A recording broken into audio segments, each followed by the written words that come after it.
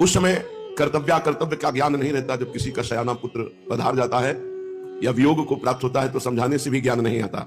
बड़े बड़े पंडित भी पुत्र स्नेह के कारण अपने कर्तव्य से च्युत होते हुए देखे गए हैं। भगवान की माया ही विचित्र है। भगवान की माया का प्रभाव मूर्ख पंडित सभी पर समान रूप से पड़ता है। पंडित जगन्नाथ मिश्र स्वयं अच्छे विद्वान थे, कुलीन ब्राह्मण, विद्या के महत्व को जानते, किंतु विश्व रूप के विछोह से वे अपने कर्तव्य को खो बैठे। सर्वगुण संपन्न पुत्र के वैराग्य युक्त जीवन तो हृदय में भारी चोट लगी। वे इस विछोह का मूल कारण विद्या को ही समझने लगे कि अगर इतना पढ़े लिखे ना होते, विश्वरूप तो वैराग्य धारण ना करते। उनके हृदय में बार बार यही प्रश्न आता, यदि विश्वरूप इतना अध्ययन न करता, यदि मैं उसे इस प्रकार सर्वदा पढ़ते रहने की छूट न देता, तो संभव है मुझे आज ये दिन न देखना पड़ता। इसलिए इनके मन में आया कि अब निमाई को अधिक पढ़ाना लिखाना नहीं चाहिए। इधर उल्टा स्वभाव हो गया महाप्रभु का। बड़ा चंचल स्वभाव था, पढ़ना लिखना नहीं, खेलना कूदना, हंसी मजाक। जिस दिन से विश्वरूप गए उस दिन से अत्यंत गंभीर और पढ़ाई में एकदम तन्मय।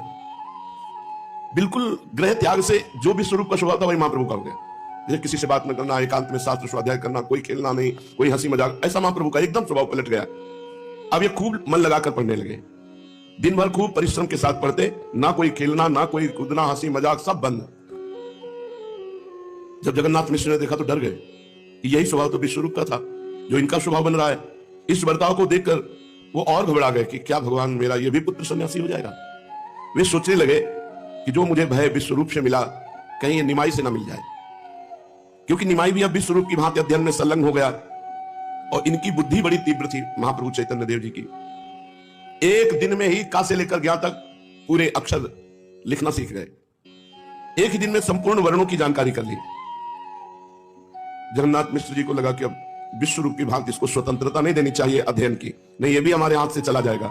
ये सोचकर उन्होंने निमाई को बुलाया और प्यार से कहने लगे, बेटा तुम मेरी एक बात मानोगे? उसे तुम्हें मानना चाहिए, चाहे मेरी अनुचित बात हो या उचित बात हो, मैं तुम्हारा पिता हूं।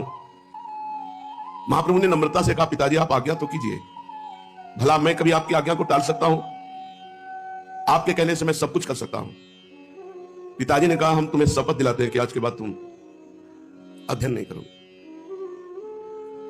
ये प्रेम है, ये स्नेह है। एक गया, दूसरा अध्ययन में लग गया, ये भी चला जाएगा। मैं शपथ दिलाता हूं कि आज के बाद तुम अध्ययन नहीं करोगे, हमारी आज्ञा है, अब तुम पढ़ाई लिखाई एकदम बंद करो। अभी शुरू ही की थी, शपथ दे दी कि हमारी शपथ है तुम पढ़ाई नहीं पढ़ोगे। मौन स्वीकृति दे दी, जैसी आपकी आज्ञा। जिस दिन से विश्वरूप गृह त्याग कर चले गए थे, उस दिन से इतने सौम्य, इतने गंभीर, इतने आज्ञा पालन करने वाले महाप्रभु की जो आज्ञा हो बस वैसे ही। पिता की बात सुनकर नीचे से सिर झुकाए